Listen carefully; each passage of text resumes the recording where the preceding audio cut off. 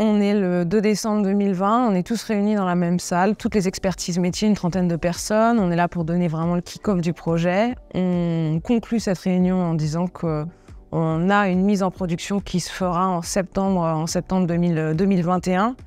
On va vite voir que ce qu'on avait prévu versus la réalité, ça ne va pas se passer tout à fait comme on l'aurait voulu. On va avoir des décalages de planning, enchaîner des phases de discovery, delivery, pour des refontes d'applicatifs qui ont 12 ans, ce qui est le cas de Litchi à l'époque. C'est assez ambitieux et on s'est un peu cassé les dents sur cette phase-là pour notre première tentative.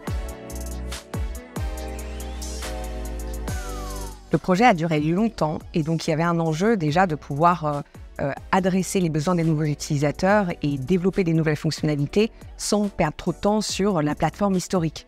De fait, des bugs ont émergé, pouvaient être traités moins rapidement. D'autre part, on voulait garder un maximum de nos investissements pour la sortie du nouveau site.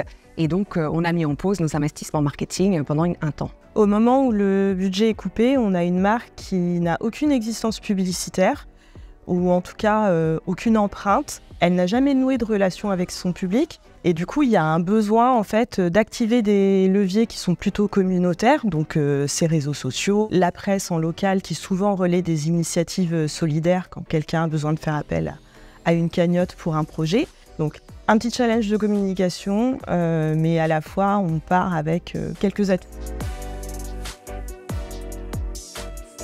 Déception. Je suis déçue pour moi à titre individuel, puis je suis déçue collectivement pour mes équipes, nos équipes, toutes les personnes qui ont travaillé sur ce projet-là. Le projet s'était enlisé du fait de sa grande complexité. Se sont posé tout un tas de questions. Est-ce qu'il fallait poursuivre dans cette voie, vu tout le chemin déjà parcouru, faire appel à de nouveaux prestataires externes, renforcer les équipes? Et c'est à ce moment-là que notre nouveau CTO, fraîchement débarqué, a trouvé la solution.